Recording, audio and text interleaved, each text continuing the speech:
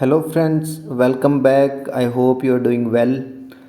तो हम कवर कर रहे हैं पेपर 1 के यूनिट 3 का पार्ट सी, जो है अकाउंटिंग एंड ऑडिटिंग।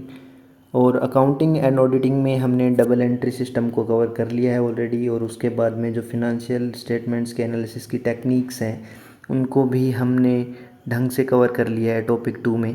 अब टॉपिक 3 की बारी है, और टॉपिक 3 में हम करेंगे रिस्पॉन्सिबिलिटी अकाउंटिंग, जो कि responsibility accounting and social accounting दोनों को मिक्स करके दिया हुआ है। लेकिन आज हम सिर्फ रिस्पॉन्सिबिलिटी अकाउंटिंग को as an individual topic cover करेंगे, राइट। तो बिना टाइम वेस्ट किए बढ़ते हैं आगे। आज जो हम टॉपिक कवर करने वाले हैं उसमें रिस्पॉन्सिबिलिटी अकाउंटिंग की डेफिनेशंस के साथ साथ जितने भी रिस्पॉन्सिबिलिटी सेंटर्स और उसके टाइप्स हैं वो एस्टेब्लिश किए जाते हैं, उनके बारे में डिस्कस करेंगे। साथ ही साथ रिस्पॉन्सिबिलिटी अकाउंटिंग की जो डेफिनेशंस हैं, उसके बाद में जो ऑब्जेक्टिव है रिस्पॉन्सिबिलिटी अकाउंटिंग का, उसके बारे में जानेंगे। इसके अलावा प्रिंसिपल्स या स्टेप्स जो लिए जाते हैं रिस्पॉन्सिबिलिटी अकाउंटिंग में, उसके बारे में भी डिस्कस करेंगे। इसके बाद में जो रिस्पॉन्सिबिलिटी अकाउंटिंग के यूजेस हैं, एडवांटेजेस हैं, डिसएडवांटेज हैं, इसके अलावा इसकी सक्सेस के लिए जो एसेंशियल चीज़ें हैं उनके बारे में भी पता करेंगे, राइट। तो रिस्पॉन्सिबिलिटी अकाउंटिंग के बारे में पढ़ने से पहले हम एक बेसिक चीज़ जान लेते हैं कि मान लो कोई फर्म है, राइट, फर्म या कंपनी है। वो कंपनी अगर अपने कॉस्ट को कंट्रोल करना चाहती है, राइट, अगर कॉस्ट को कंट्रोल करना चाहती है तो वो एक डायरेक्टली कॉस्ट को कंट्रोल नहीं करेगी, राइट। डायरेक्टली कॉस्ट को कंट्रोल ना करते हुए वो क्या करेगी, इस कॉस्ट के ऊपर जो बंदा रिस्पॉन्सिबल है, जो मैनेजर इसके लिए रिस्पॉन्सिबल है, उसको कंट्रोल करेगी, राइट। तो company will directly control the manager of that branch, note it controls the cost, right. तो यही है एक रिस्पॉन्सिबिलिटी अकाउंटिंग की। इसमें रिस्पॉन्सिबिलिटी जिम्मेदारी दे दी जाती है जो भी ब्रांच का हेड होता है उसको, राइट। मान लो हम एग्जांपल लेते हैं कि किसी होटल में अगर मान लो कॉस्ट को कंट्रोल करना है, तो कॉस्ट को वो होटल का मैनेजमेंट सिस्टम या एग्जीक्यूटिव है या मैनेजर है, वो डायरेक्टली कॉस्ट को कंट्रोल नहीं करेगा। वो क्या करेगा, जो मेंटेनेंस डिपार्टमेंट का हेड है, जो मेंटेनेंस डिपार्टमेंट का हेड है उसको कंट्रोल करेगा, राइट, राइट। जो मेंटेनेंस डिपार्टमेंट का हेड है उसको कंट्रोल करेगा, उसी से जो रिस्पॉन्सिबिलिटी, उसी की रिस्पॉन्सिबिलिटी रहेगी मेनली कि भी कॉस्ट को कंट्रोल करना है, राइट। तो ये एक तरीके से रफली हमने जाना कि रिस्पॉन्सिबिलिटी अकाउंटिंग एक्चुअल में क्या चीज़ है, right. I hope you understood the point. Responsibility accounting is a system of control by delegating the and locating the responsibility for cost, right। तो हम क्या करते हैं, जो डेलीगेशन है यानी कि जो डेलीगेटेड पर्सन है, राइट, यानी जिसको पावर दी गई है, जिसको रिस्पॉन्सिबिलिटी दी गई है, उसको कंट्रोल करेंगे, राइट। यानी कि हमने एग्जांपल लिया था कि होटल में अगर कॉस्ट को कंट्रोल करना है तो मैनेजमेंट का जो हेड है, यानी मेंटेनेंस की एक्टिविटीज़ हो रही है उसका जो हेड है उसको कंट्रोल करेंगे, जिससे कि कॉस्ट अपने आप कंट्रोल हो जाएगी, राइट। अब मान लीजिए किसी होटल में एक इवेंट मैनेज होने वाला है, राइट, एक इवेंट होने वाला है, और इस इवेंट के लिए बहुत सारी चीज़ें अरेंज करनी पड़ती है। और इसको अरेंज करने के लिए क्या होगा, मेंटेनेंस, जो मेंटेनेंस का डिपार्टमेंट है वो काम करेगा। यानी कि मान लो कोई इवेंट होने वाला है, उस इवेंट में 50 चेयर्स चाहिए, राइट। तो वो 50 चेयर्स क्या पर कौन परचेज करेगा, मेंटेनेंस डिपार्टमेंट करेगा। अब इस मेंटेनेंस डिपार्टमेंट का कोई हेड है, ठीक है, वो चाहे तो इसके कॉस्ट को कम कर सकता है, चाहे तो लग्जरी चेयर खरीद के और क्या करेगा, कॉस्ट को बढ़ा देगा, राइट। तो अगर मान लो कॉस्ट को कंट्रोल करना है तो कंपनी का जो मैनेजमेंट है, यानी कि होटल का जो मैनेजमेंट है, यानी कि जो मैनेजर है, वो क्या करेगा, डायरेक्टली इसको रिस्पॉन्सिबिलिटी देगा, किसको, जो head of the maintenance department, उसको उसको एक रिस्पॉन्सिबिलिटी देगा भी आपको चेयर्स परचेज करनी है कॉस्ट को कंट्रोल करते हुए, राइट। तो वो कॉस्ट को कंट्रोल करेगा और कम से कम पैसे में क्वालिटी वाली चेयर्स लेके आएगा, सो दैट कंपनी का आउटपुट है वो इफेक्ट ना हो और उसका कॉस्ट भी कंट्रोल मैनर में रहे, राइट। तो ये हो गई रिस्पॉन्सिबिलिटी अकाउंटिंग। तो इसमें डेलीगेशन ऑफ रिस्पॉन्सिबिलिटी दिया जाता है और रिस्पॉन्सिबिलिटी दी जाती है एक इंडिविजुअल पर्सन को जो कि मैनेजमेंट का या फिर उस जो डिपार्टमेंट है उसका हेड है, यानी कि उसको डील कर रहा है, उसको वो रिस्पॉन्सिबिलिटी दी जाती है। इससे क्या होता है, कंपनी के आउटपुट में इजाफा होता है, राइट। तो बढ़ते हैं आगे। जैसे एग्जांपल हमने लिया कि मान लो कोई कंपनी है, राइट, और डिपार्टमेंट ऑफ परचेज है। तो कंपनी का जो एग्जीक्यूटिव है, राइट, एग्जीक्यूटिव है वो क्या करेगा, डिपार्टमेंट ऑफ परचेज का जो हेड है इसके उसको डायरेक्टली कंट्रोल करेगा, राइट। यानी कि ये जो पर्सन यहाँ पे बैठा है, मान लो यहाँ पे कोई पर्सन बैठा है इसका हेड बन के, उसको डायरेक्टली कंट्रोल करेगा और वो एग्जीक्यूटिव इसको कहेगा कि भाई आप कॉस्ट को कंट्रोल करिए, राइट, कॉस्ट को कंट्रोल करिए। तो वो डिपार्टमेंट ऑफ परचेज अपने आप कॉस्ट को कंट्रोल करेगा, यानी कंपनी डायरेक्टली कॉस्ट को कंट्रोल नहीं कर रही है। वो ये नहीं कर रही कि भाई मतलब हम कॉस्ट को कम से कम करना चाहते हैं या कुछ भी ऐसे, वो बिल्कुल नहीं इस चीज़ से कंसर्न्ड है। वो इस चीज़ से कंसर्न्ड है कि वो डायरेक्शन क्या दे रही है इसके हेड को, यानी डिपार्टमेंट ऑफ परचेज है इसके हेड को डायरेक्शन क्या मिल रही है, वो इस चीज़ से कंसर्न्ड है। कौन, एग्जीक्यूटिव, राइट। तो आई होप अब आपको समझ में आ गया होगा कि रिस्पॉन्सिबिलिटी अकाउंटिंग एक्चुअल में क्या चीज़ है, राइट। तो बढ़ते हैं आगे। इसमें क्या है कि रिस्पॉन्सिबिलिटी अकाउंटिंग में रिस्पॉन्सिबिलिटी सेंटर्स बनाए जाते हैं, राइट। रिस्पॉन्सिबिलिटी सेंटर्स बना के responsibility centres, right, responsibility centres. Responsibility centres actual में होते क्या हैं, देखो मान लो मैं एग्जांपल लेता हूँ कि कोई एक चेन ऑफ होटल है, राइट, चेन ऑफ होटल है, मान लेते हैं रेडिशन है, राइट। अब रेडिशन चेन ऑफ होटल्स है, इसका मान लीजिए हम यहाँ गुरुग्राम में भी एक होटल है, ठीक है, और यहाँ पे ग्रेटर नोएडा में भी है, यहाँ पे दिल्ली में भी है, राइट, इसके बाद में आगरा में भी है। यानी कि इसके जो जो भी सेंटर्स हैं, यानी कि ये जो प्रॉफिट इंक्रीज करने के लिए इन्होंने अपने होटल्स खोल रखे हैं, और ये रेडिशन क्या है, चेन ऑफ होटल्स है, राइट। अब क्या है, ये ग्रुप क्या करेगा, यहाँ को जो सीईओ यानी एग्जीक्यूटिव होगा, चीफ एग्जीक्यूटिव होगा, वो क्या करेगा, डायरेक्टली होटल्स के मैनेजर्स को कंट्रोल करेगा कॉस्ट कंट्रोल करने के लिए, राइट। तो होटल के मैनेजर की रिस्पॉन्सिबिलिटी, ओवरऑल रिस्पॉन्सिबिलिटी होगी कि यहाँ पे कैसे कॉस्ट को कंट्रोल करना है, राइट। तो ये प्लान ऑफ एक्शन बनाया जाता है। प्लान ऑफ एक्शन में क्या होता है कि मान लो एग्जीक्यूटिव उसको डायरेक्शन देगा, उस डायरेक्शन के हिसाब से एक पॉलिसी मेकिंग होगा। पॉलिसी मेकिंग में एज पर लेट डाउन प्रोसीजर क्या होगा, प्लान बनेगा, और लास्टली क्या होगा, जो मेंटेनेंस डिपार्टमेंट होगा होटल का, वो क्या करेगा, उस कॉस्ट को कंट्रोल करेगा, right. I hope you are getting my point.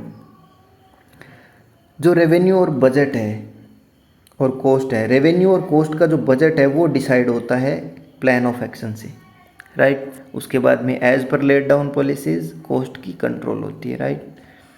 तो मेन रिस्पॉन्सिबिलिटी जो है वो मान लो यहाँ पे ये एक तरीके से रिस्पॉन्सिबिलिटी सेंटर हो गया, राइट। जो एक होटल है वो एक रिस्पॉन्सिबिलिटी सेंटर हो गया, ठीक है।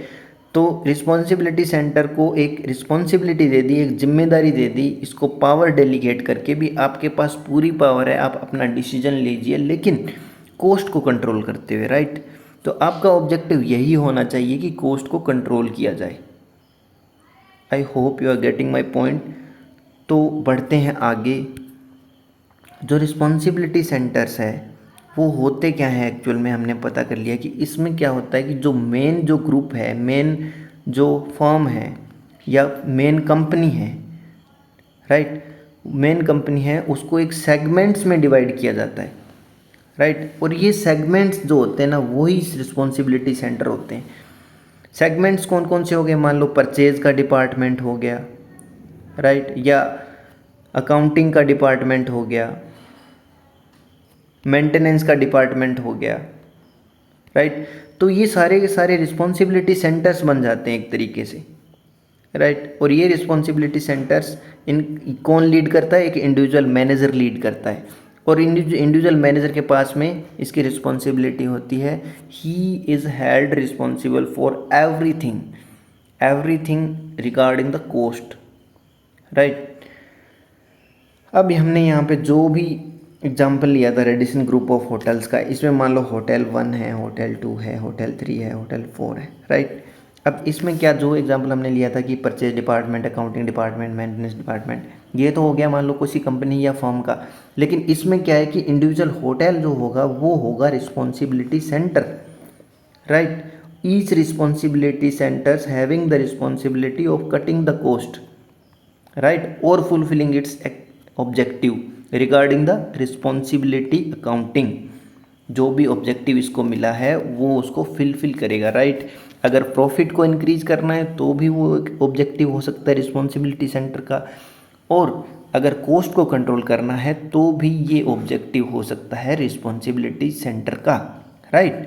तो ये H1, H2, H3, H4 क्या है? इंडिविजुअल होटल्स हैं जो कि काम करते हैं किस तरीके से? एक रिस्पॉन्सिबिलिटी सेंटर के तरीके से, राइट।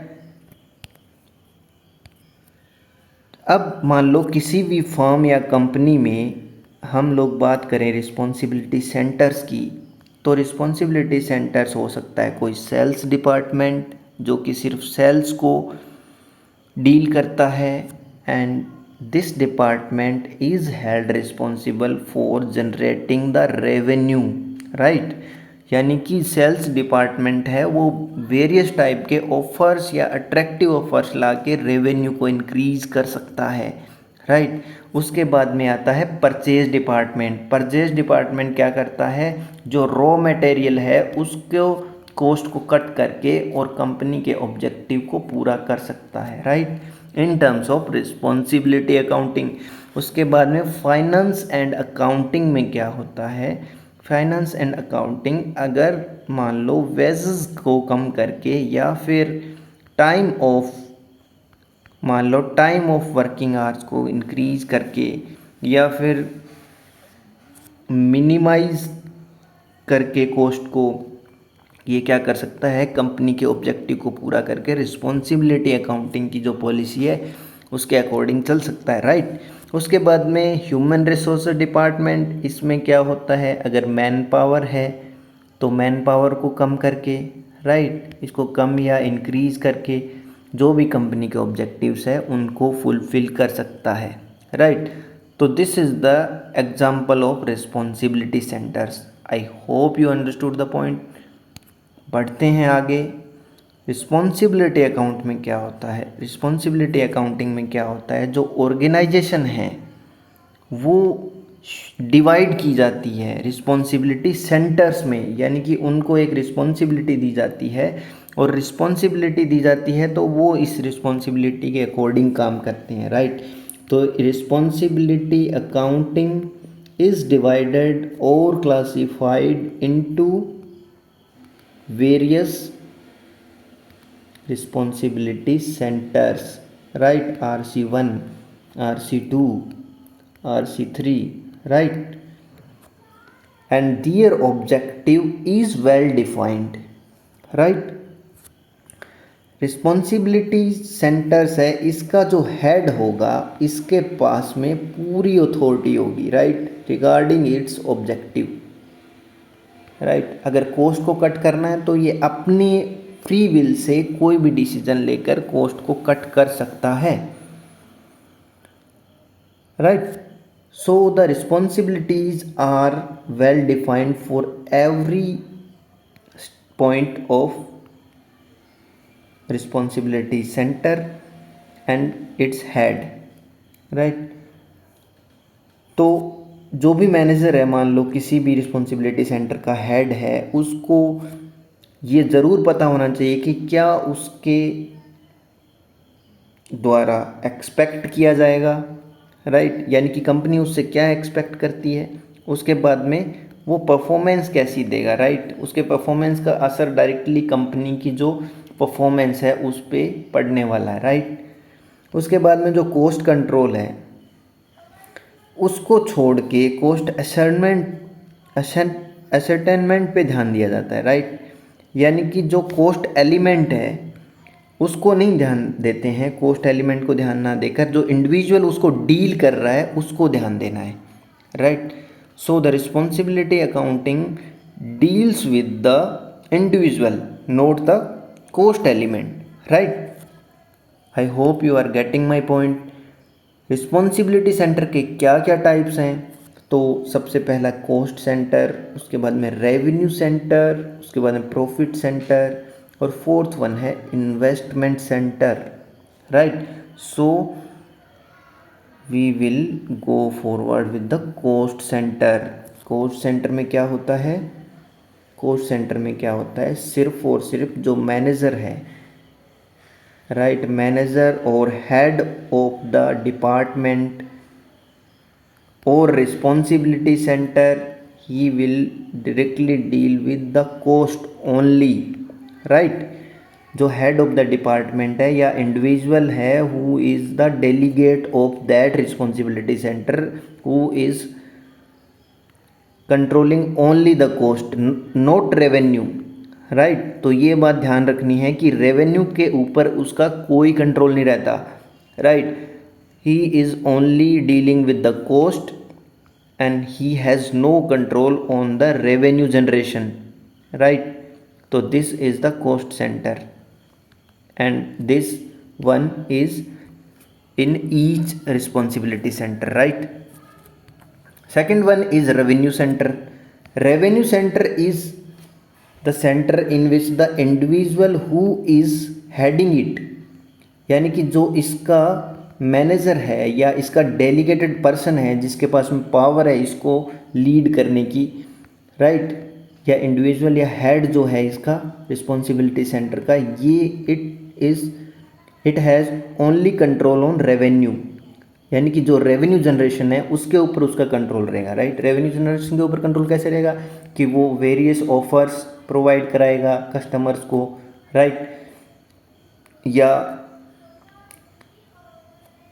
मतलब किसी तरीके से वो क्या करेगा, मान लो एक के साथ एक फ्री, इस टाइप से, मतलब वेरियस टाइप की जो भी ऑफर्स एंड ल्यूरिंग चीज़ें हैं वो करेगा, राइट। और उसकी वजह से अगर रेवेन्यू जनरेट होगा कंपनी का, राइट, लेट वर्किंग आवर तक काम करवाना, ठीक है, तो उससे क्या होगा, कंपनी का रेवेन्यू जनरेट होगा, लेकिन कॉस्ट पे उसका कोई इफेक्ट नहीं पड़ेगा। कॉस्ट पे he has no control on the cost, यानी कि the person who is leading the revenue centre he has no control on the cost, right. तो कॉस्ट का ओनली कॉस्ट सेंटर का जो बंदा है, जो इंडिविजुअल कॉस्ट सेंटर को डील कर रहा है, उसको हेड कर रहा है, केवल कॉस्ट उसी के हाथ में रहेगा, उसी के हाथ में कंट्रोल रहेगा कॉस्ट का, और रेवेन्यू कंट्रोल रेवेन्यू सेंटर वाले के पास में रहेगा, राइट। इसी तरीके से तीसरा है प्रॉफिट सेंटर, राइट। तो प्रॉफिट सेंटर का जो हेड कर रहा है डेलीगेटेड पर्सन, राइट, जो हेड है उसका कंट्रोल रेवेन्यू पे भी रहेगा, राइट, उसका कंट्रोल रेवेन्यू पे भी रहेगा और उसका कंट्रोल कॉस्ट पे भी रहेगा, right. I hope you are getting my point. तो प्रॉफिट सेंटर वाले का दोनों पे कैसे रहेगा, क्योंकि हम जानते हैं कि रेवेन्यू माइनस कॉस्ट, यानी कि रेवेन्यू माइनस कॉस्ट क्या होता है, प्रॉफिट होता है, राइट। तो ये होता है प्रॉफिट, तो he has the control on the revenue as well as on the cost, right, this is it. उसके बाद बात करेंगे इन्वेस्टमेंट सेंटर की, जो है fourth one, right. This is the fourth type of responsibility centre. Responsibility centre जो है investment centre, इसका एक हेड करने वाला इंडिविजुअल होगा, right. This is the delegated person who has the power to control it, right. So the head will be responsible for revenue, its cost and as well as its investment, right। तो आप समझ सकते हैं कि investment centre कितना important है, right. क्योंकि इसका रेवेन्यू पे भी कंट्रोल है, कॉस्ट पे भी कंट्रोल है, इन्वेस्टमेंट पे भी कंट्रोल है, राइट, तीनों चीज़ों पे कंट्रोल है। अगर रेवेन्यू और कॉस्ट दोनों पे कंट्रोल है, दैट मीन्स इसका जो प्रॉफिट है उसके ऊपर भी कंट्रोल है, राइट, प्रॉफिट पे भी कंट्रोल है। तो आप समझ ही गए होंगे कि रिस्पॉन्सिबिलिटी सेंटर्स जो होते हैं वो 4 टाइप के होते हैं, राइट। एक कॉस्ट, उसके बाद में रेवेन्यू, तीसरा होता है प्रॉफिट और चौथा होता है इन्वेस्टमेंट, राइट। अब कॉस्ट वाला सिर्फ कॉस्ट को डील करता है, he has no control on the revenue, right. और रेवेन्यू वाला सिर्फ रेवेन्यू को डील करता है, he has no control on the cost, right. तो ये हो गए एक टाइप से इंडिविजुअल। उसके बाद में जो तीसरा है वो है प्रॉफिट। तो प्रॉफिट सेंटर में he has the control on cost as well as revenue, right. तो इसका मतलब ये कॉस्ट और रेवेन्यू दोनों को कंट्रोल कर सकता है, लेकिन क्या होता है, जब रेवेन्यू में से कॉस्ट निकलेगा तभी तो प्रॉफिट बनेगा, राइट। तो ये प्रॉफिट को इंक्रीज कर सकता है by implementing its decisions, right. तो तीसरा है जो चौथा है, fourth one is investment, right. तो इन्वेस्टमेंट में क्या है, investment will deal with the revenue as well as the cost and also the investment. अब investment in term of expanding the business, right. My main motive is you should have the understanding of the topic, right. तो मैं ये चाहता हूँ कि आपको पता होना चाहिए कि क्या चीज़ है। अगर मैंने पीपीटी में इसमें लाइंस नहीं बनाई है, मैंने ये चीज़ें सिर्फ आपको मैं इसलिए समझा रहा हूँ सो दैट आप एग्जाम में लिख सकते हो। If you have basic understanding about the investment centre then you can write in the exam, then why there is need to write many line, right. So आपको पता होना चाहिए, राइट। तो ये जो एक्सपेंडिंग द बिजनेस है ना, अगर बिजनेस को एक्सपेंड करना है मान लो, राइट, उसके बाद में कैपिटल इंक्रीज करना है, राइट, कैपिटल इन्वेस्टमेंट हो गया, राइट। एक्सपेंडिंग द बिजनेस, मान लो रेडिशन जो है, रेडिशन होटल की चेन है, एक ग्रुप है, मान लो इसको और H1 H2 के बाद में H3 बनाना है या H4 बनाना है, H5 बनाना है, राइट। तो इस तरीके से अपनी चेन को एक्सपेंड करना है, तो वो क्या करेंगे, इन्वेस्टमेंट सेंटर जो है उसका वो डील करेगा, उसका इंडिविजुअल है वो डील करेगा। Company will delegate the power to the investment centres head, right. तो ये हो गया investment centre. I hope you are getting my point. तो इसके पास में तीनों चीज़ें कंट्रोल करने के अलावा, यानी कि कॉस्ट, रेवेन्यू और प्रॉफिट, इन तीनों को कंट्रोल करने के अलावा इन्वेस्टमेंट भी एक एडिशनल जिम्मेदारी होती है कि इन्वेस्टमेंट भी वो कंट्रोल करेंगे। और इन्वेस्टमेंट किस टर्म में, in terms of expanding the business, in terms of capital investment, in terms of gaining the stake, right, gaining the stake, यानी कि स्टेक इन द सेंस कि कोई इन्वेस्टमेंट कर रहा है तो उसका स्टेक मान लो 40% था, उसके बाद में 45% कर दिया, राइट। अगर मान लो बिजनेस में अगर डिस इन्वेस्टमेंट करना है, राइट, भाई अगर प्राइवेट इंडिविजुअल है उससे हमें कैपिटल चाहिए। लाइक 1991 में हमने जो ग्लोबलाइजेशन प्राइवेटाइजेशन किया था उसमें हमें कैपिटल चाहिए थी, तो हमने क्या किया, फॉरेन इन्वेस्टर्स को इनवाइट किया और फॉरेन इन्वेस्टर ने हमें पैसा दिया और उनका जो स्टेक है वो हमारे बिजनेस में हुआ, राइट। तो इसी तरीके से अगर मान लो कोई कंपनी है वो अपने कैपिटल को गेन करना चाहती है तो वो क्या करेगी, डिसइन्वेस्टमेंट करेगी। मान लो H5 में इसने क्या किया, H5 में स्टेक दे दिया 40% किसी प्राइवेट इंडिविजुअल को, और private individual will give the money to the group, यानी कि जो भी फर्म है या रेडिशन है, मान लो रेडिशन का एग्जांपल हमने लिया था, तो रेडिशन को क्या करेगा, इतना पैसा दे देगा जो उसकी डिमांड होगी अकॉर्डिंग टू कॉन्ट्रैक्ट, राइट। तो ये आपको रिस्पॉन्सिबिलिटी सेंटर्स, रिस्पॉन्सिबिलिटी अकाउंटिंग, इसकी डेफिनेशंस आपको डेफिनेटली पता चल गई होगी, आई होप, राइट। तो आगे बढ़ते हैं, इसके फीचर्स के बारे में जानते हैं, रिस्पॉन्सिबिलिटी सेंटर्स, राइट। अब क्या होता है कि जैसे रिस्पॉन्सिबिलिटी अकाउंटिंग है ना, इसके स्टेप्स क्या होते हैं, राइट, यानी कि किस तरीके से इसका प्रोसेस होता है, रिस्पॉन्सिबिलिटी अकाउंटिंग का किस तरीके का प्रोसेस होता है, इसका स्टेप बाय स्टेप, यानी इसका ये स्टेप्स भी बोलेंगे इसको, प्रिंसिपल भी बोलेंगे इसको, राइट। तो अगर मान लो क्वेश्चन आता है कि फीचर्स क्या होते हैं, स्टेप्स क्या होते हैं और प्रिंसिपल्स क्या होते हैं, तो सारे के सारे यही होते हैं, 5 प्रिंसिपल्स और 5 स्टेप्स और 5 फीचर्स, राइट। तो सबसे पहले रिस्पॉन्सिबिलिटी अकाउंटिंग में this responsibility accounting is divided into responsibility centres, यानी कि जो भी मान लो हमने सेगमेंट्स तैयार किए थे उनको बोलेंगे रिस्पॉन्सिबिलिटी सेंटर्स। यानी कोई भी कंपनी या फर्म है वो क्या करेगी, पहले डिवाइड होगी, यानी कि सेगमेंट्स में डिवाइड होगी। Purchase department, sales department, finance and accounting, right, investment department. तो ये सारे के सारे जो रिस्पॉन्सिबिलिटी सेंटर्स होंगे ये सारे के सारे डिवाइड हो गए। अब उसके बाद में इनको एक एक टारगेट दिया जाएगा, राइट, इनको एक एक टारगेट दिया जाएगा कि आपको ये टारगेट फुलफिल करना है, राइट। इन सबको टारगेट दे दिया। I hope you are getting my point. बहुत सिंपलेस्ट फॉर्म में समझा रहा हूँ, राइट। उसके बाद में जो टारगेट है उस टारगेट के बेसिस पे ये परफॉर्म करेंगे, राइट। अगर हमें बोलें कि हमें एग्ज़ाम में 500 मार्क्स का टारगेट मिला है कि हमें 500 मार्क्स परफॉर्म करने हैं, मान लो, ठीक है, 500 मार्क्स लेने हैं, वो टारगेट है तो हमें मिल गया। लेकिन उसके बाद में हमने परफॉर्म किया तो हमने हमारे 450 मार्क्स ही आए, राइट। तो ये हो गई हमारी परफॉर्मेंस, राइट।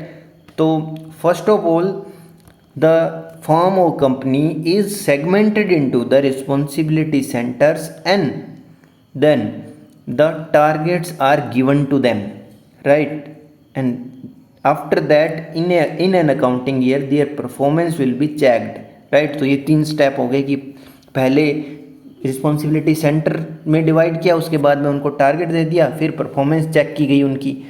फिर क्या हुआ, मान लो हमें टारगेट दिया गया था 500 मार्क्स का, राइट, और हमें मिले सिर्फ 450 मार्क्स, राइट। मान लो कोई इंसान ऐसा भी होगा जिसने 510 मार्क्स ले लिए, राइट, यानी कि ये टारगेट को अचीव करके बियॉन्ड द टारगेट चला गया, राइट, ठीक है। तो इसको क्या करेंगे, इसका वेरिएशन जो है वो रिपोर्ट किया जाएगा किसको, हायर मैनेजमेंट को। हायर मैनेजमेंट कौन, एग्जीक्यूटिव कंपनी का, राइट। एग्जीक्यूटिव जो है उसको रिपोर्ट किया जाएगा वेरिएशन, यानी कि इस बंदे ने, इस हेड ने, जो रिस्पॉन्सिबिलिटी सेंटर का हेड है, इसने तो इतनी परफॉर्मेंस दी है and this head has performed like this, right. तो यानी कि इसने 510 नंबर स्कोर किए हैं, इसने 450 नंबर स्कोर किए हैं, फॉर एग्जांपल। हम अपना एग्जांपल ले लेते हैं, राइट। तो एग्जीक्यूटिव हेड क्या करेगा, उसके बाद में नेम ऑफ द मैनेजर लेगा, यानी कि जो भी इसके रिस्पॉन्सिबिलिटी सेंटर का हेड है उसके नाम लेगा, और उसके नाम लेने के बाद में उसके ऊपर करेक्टिव या प्रिवेंटिव एक्शंस है वो लगाएगा, राइट। यानी कि करेक्टिव एक्शन लेगा भी आपको ज़्यादा पढ़ना चाहिए, 450 वाले को बोलेगा, और जो 510 वाला है उसको मिलेगा एप्रिसिएशन, राइट, एप्रेजल मिलेगा इसको, राइट। तो I hope you are getting my point. ये होते हैं फीचर्स, प्रिंसिपल्स, स्टेप्स, ठीक है। एक बार और रिवाइज कर लेते हैं। सबसे पहले रिस्पॉन्सिबिलिटी अकाउंटिंग में किसी फर्म या जो कंपनी है उसको रिस्पॉन्सिबिलिटी सेंटर्स में सेगमेंटेड किया जाता है, उसके बाद में उनको टारगेट दिए जाते हैं, फिर परफॉर्मेंस होती है, उसको क्या करेंगे, उसका वेरिएशन चेक करेंगे भी टारगेट से कितनी कम है और कितनी ज़्यादा है। और हायर मैनेजमेंट क्या करेगा, इसका जो भी हेड है, जो भी रिस्पॉन्सिबिलिटी सेंटर का हेड है, उसके नाम के साथ उस वेरिएशन को चेक करेगा, एग्जीक्यूटिव चेक करेगा, और फिर करेक्टिव एक्शन लेगा कि अगर किसी की परफॉर्मेंस कम है तो उसके ऊपर कुछ एक्शन लिया जाएगा, राइट। या फिर किसी की परफॉर्मेंस ज़्यादा है तो उसको अप्रेज किया जाएगा, यानी कि उसकी जो प्रशंसा है वो की जाएगी, राइट। अब देखते हैं एडवांटेज, इसको हम डिटेल में भी डिस्कस करेंगे, लेकिन एज ए होल एक बार हम चेक कर लेते हैं भी इसके एडवांटेज क्या है। मान लो कोई कंपनी है, राइट, और कंपनी ने क्या किया, रिस्पॉन्सिबिलिटी अकाउंटिंग के अकॉर्डिंग अपनी पहले उस पॉलिसी सेट की, और पॉलिसी सेट करने के बाद में इसको रिस्पॉन्सिबिलिटी सेंटर्स में डिवाइड कर दिया, राइट। ये रिस्पॉन्सिबिलिटी सेंटर्स में डिवाइड कर दिया। अब रिस्पॉन्सिबिलिटी सेंटर में मान लो परफॉर्म हुई चीज़ें, यानी कि जो भी टारगेट दिए गए थे उसके हिसाब से परफॉर्मेंस हुई, राइट, ये परफॉर्मेंस हो गई। अब ये परफॉर्मेंस जो हुई है इसमें से अगर किसी की एडवर्स यानी कि ख़राब परफॉर्मेंस हुई है तो उसको आइडेंटिफाई किया जाएगा, राइट, उसको आइडेंटिफाई किया जाएगा और उसको मार्क कर लिया जाएगा, राइट। उसको मार्क करने के बाद में मान लो इसकी परफॉर्मेंस है वो एडवर्स हुई है, राइट, तो इसका जो हेड है, रिस्पॉन्सिबिलिटी सेंटर का हेड है, उसकी परफॉर्मेंस अगर एडवर्स है तो उसको आइडेंटिफाई किया जा सकता है, उसको देखा जा सकता है भी हाँ इसने एडवर्स परफॉर्म किया है, तो इसको या तो हटाया जाएगा या फिर जो भी करेक्टिव एक्शंस लिए जाएंगे इस पे, राइट। तो ये इसका जो आइडेंटिफिकेशन है वो सरल हो जाता है रिस्पॉन्सिबिलिटी अकाउंटिंग से, राइट। अगर मान लो, देखो सिंपल सी बात है, अगर हम मान लो हमने किसी बंदे को कोई जिम्मेदारी दी है, ठीक है, कि कोई काम करवानी है, मान लो किसी के घर में शादी है और उस शादी में किसी इंसान को कोई जिम्मेदारी दी गई है, अगर उस काम में कुछ दिक्कत आएगी तो सबसे पहले हम क्या करेंगे, उस जो जिस बंदे को हमने जिम्मेदारी दी थी उसी को पकड़ेंगे, राइट। उसी को सुनाएंगे, भाई तुम्हारी वजह से, या तुमने कुछ ढंग से परफॉर्म नहीं किया, या तुमने कुछ काम ऐसा नहीं किया, तुम्हारा मैनेजमेंट का जो लेवल था वो सही नहीं था, राइट। हम उसको ऐसे ही समझाएंगे, राइट। तो यही चीज़ होती है कि हमारी जो एडवर्स परफॉर्मेंस है होती है वो आइडेंटिफाई हो जाती है, राइट। तो ये पॉइंट क्लियर हो गया। उसके बाद में दूसरा क्या है कि जो हम मैनेजर डिसाइड करते हैं, राइट, जो रिस्पॉन्सिबिलिटी सेंटर का एक मैनेजर डिसाइड करते हैं, उसको इतनी पावर मिली होती है, इतनी डेलीगेशन पावर मिली होती है, राइट, कि एग्जीक्यूटिव बोल देता है कि तुम्हें जो करना है करो, लेकिन हमारा कॉस्ट कंट्रोल होना चाहिए, राइट। तो इसको इतनी ज़्यादा पावर मिल जाती है कि पावर मिलने के बाद में इसका मोरल जो है वो बूस्ट हो जाता है, राइट। एक मोटिवेशन मिल जाता है उसको, राइट।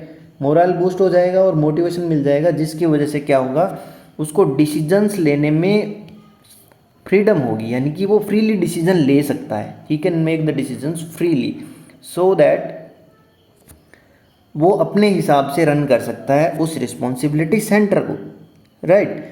और उस रिस्पॉन्सिबिलिटी सेंटर को अपने हिसाब से रन करेगा तो वो जाहिर सी बात है वो मैक्सिमम परफॉर्मेंस होगी उस इंडिविजुअल की, और मैक्सिमम परफॉर्मेंस होगी तो बाद में जो रिपोर्ट कार्ड बनेगा उसमें उसकी परफॉर्मेंस दिखेगी कंपनी एग्जीक्यूटिव को, राइट। जो हेड मैनेजमेंट है उसको पता चलेगा भाई इसकी परफॉर्मेंस कैसी है, राइट। तो ये एक एडवांटेज है रिस्पॉन्सिबिलिटी अकाउंटिंग का कि अगर रिस्पॉन्सिबिलिटी दी गई है किसी इंसान को डिसीजन मेकिंग में, ठीक है, और उसको डिसीजन मेकिंग की एज वेल एज फ्रीडम भी दे दी जाती है, तो वो इंसान अच्छा परफॉर्म करेगा, राइट। तो ये हो गया सेकंड एडवांटेज।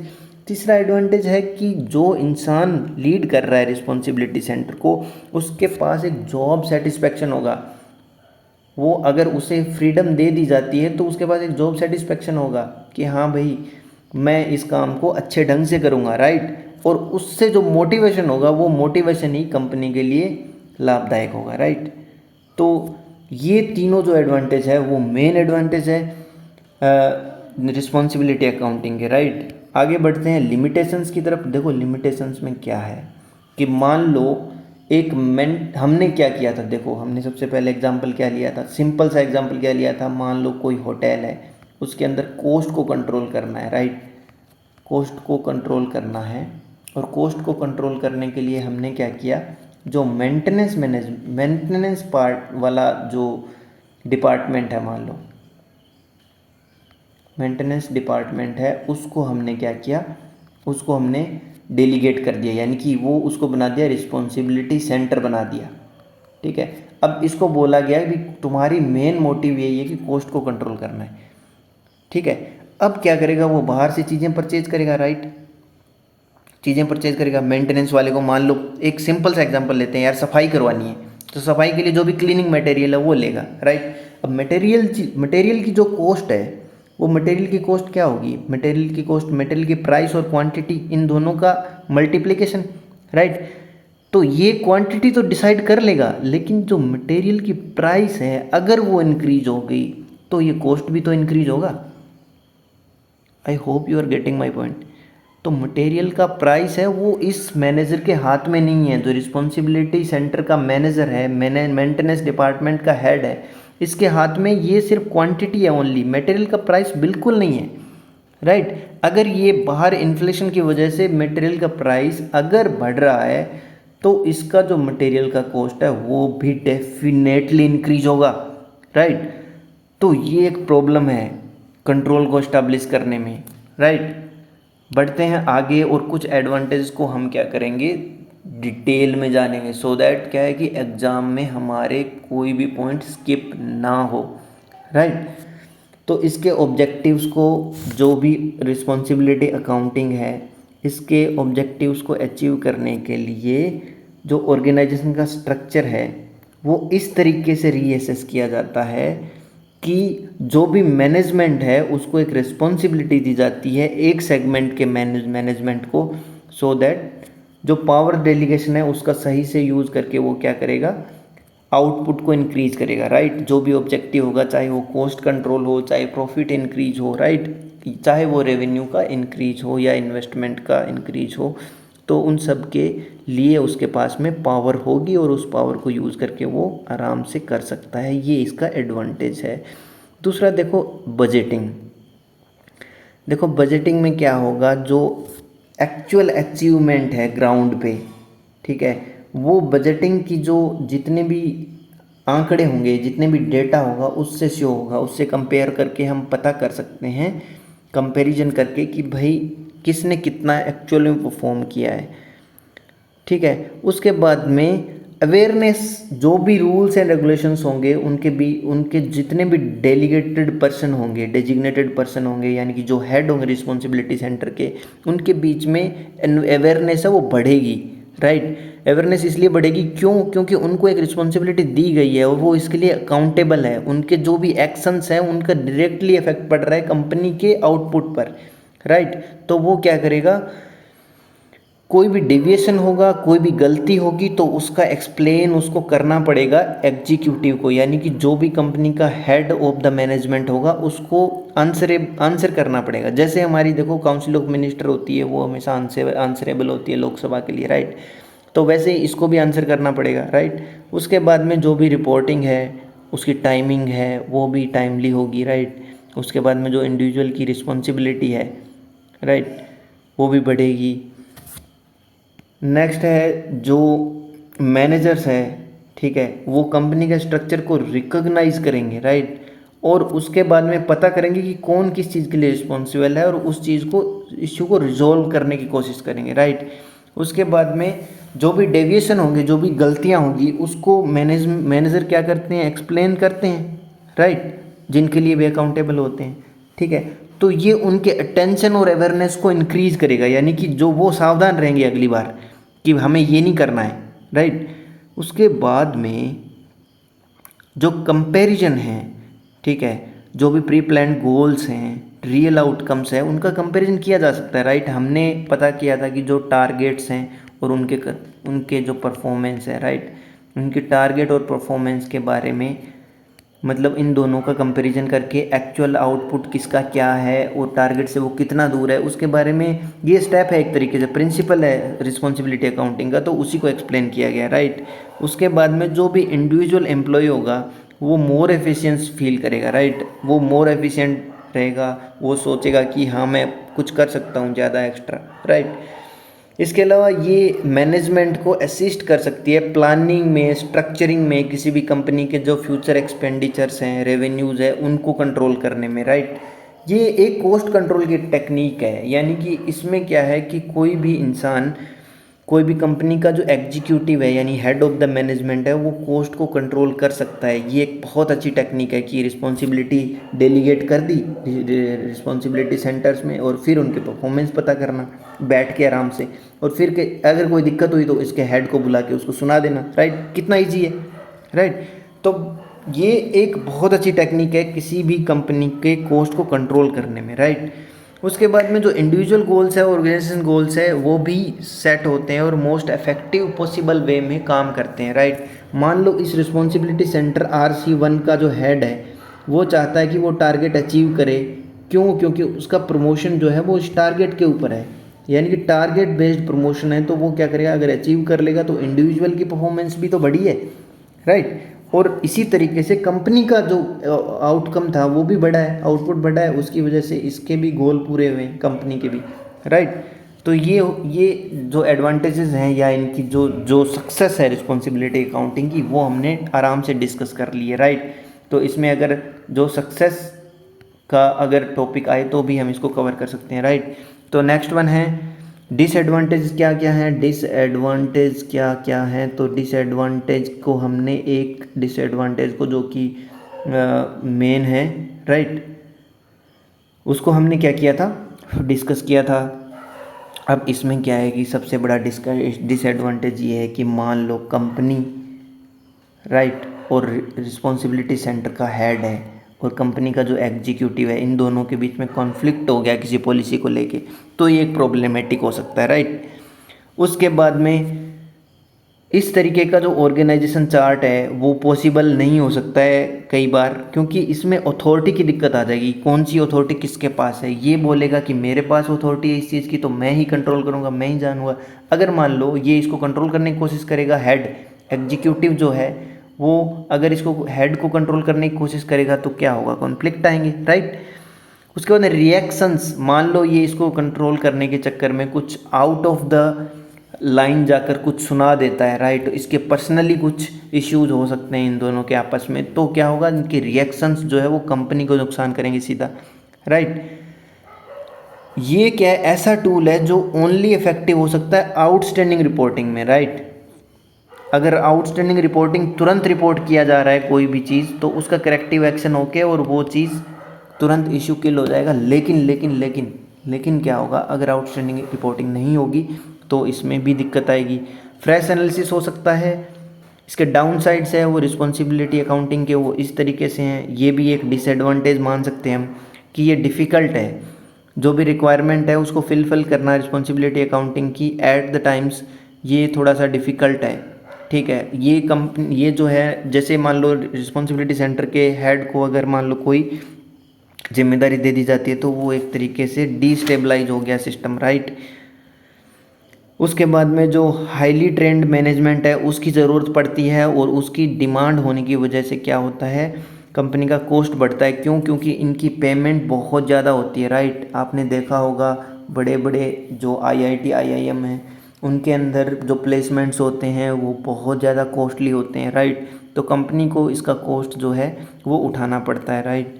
उसके बाद में ये सिर्फ कंट्रोलेबल कॉस्ट को कर सकती है, राइट। जैसे हमने एग्जांपल लिया था कि सिर्फ हम क्वांटिटी को कंट्रोल कर सकते हैं, प्राइस मूवमेंट को बिल्कुल कंट्रोल नहीं कर सकते, राइट। तो ये अनकंट्रोलेबल एक्सपेंस को इग्नोर करती है, राइट। ये होती है रिस्पॉन्सिबिलिटी अकाउंटिंग, ठीक है। इसके अलावा जो रिस्पॉन्सिबिलिटी अकाउंटिंग में अगर कोई फर्म होती है वो अगर फेल हो गई, राइट, तो फेल होगी किस में, पर्सनल गोल्स एंड रिस्पॉन्सिबिलिटी में कम्युनिकेट करने में फेल हो गई तो इसका जो करेक्ट आउटकम है उस वो नहीं मिल पाता है, राइट। यानी कि आउटकम नहीं मिल पाएगा जिससे इंडिविजुअल और कंपनी के जो गोल्स हैं उनमें कन्फ्लिक्ट हो जाएगा और फाइनली क्या होगा, क्या होगा, आउटपुट कम आएगा। और आउटपुट कम आएगा तो क्या होगा, कंपनी कोलैप्स हो जाएगी, राइट। तो ये हो गए डिसएडवांटेजेस और ये हो गए डाउन साइड, राइट। अब ऑब्जेक्टिव की एक बार रिवाइज कर लेते हैं। ऑब्जेक्टिव रिवाइज करने के लिए सबसे पहले पॉइंट है कि जो कम्युनिकेशन है, ठीक है, ये क्या करता है, कॉस्ट एंड बेनिफिट के कोज को, ठीक है, और प्रोडक्शन रिलेटेड एक्टिविटीज़ को डिस्क्लोज कर देता है कम्युनिकेशन, राइट। और कम्युनिकेशन की वजह से ये सब चीज़ें हम कॉस्ट बेनिफिट और जो भी प्रोडक्शन रिलेटेड एक्टिविटीज़ है उनको कंट्रोल कर सकते हैं, राइट। कम्युनिकेशन किसके बीच में, head of the responsibility centre और कौन, डेलीगेटेड, ये डेलीगेटेड हो गया, राइट, ये डेलीगेटेड हो गया और कौन हो गया, ये एग्जीक्यूटिव, यानी कि हेड ऑफ द एग्जीक्यूटिव, यानी कि हेड ऑफ द डिपार्टमेंट या कंपनी या फर्म, राइट।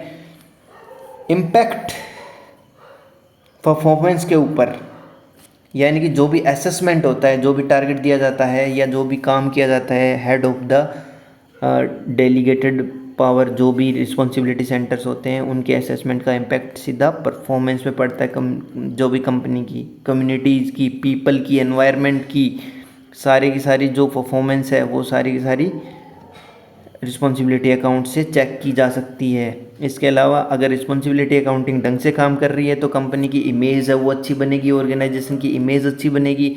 इसके अलावा ओवरऑल कंडक्टिव इफेक्ट है सोसाइटी पे उसका बहुत अच्छा पड़ेगा, राइट। तो उसकी इमेज बढ़ेगी, इमेज बढ़ने की वजह से उसकी क्या होगी, क्रेडिट रेटिंग बढ़ेगी, क्रेडिट रेटिंग बढ़ने की वजह से उसकी बिजनेस को एक्सपेंड करने में मदद मिलेगी, right. I hope you are well understood about the responsibility accounting. Thanks a lot for watching my video and click on like, subscribe and share if you are benefited from this video. Thank you so much.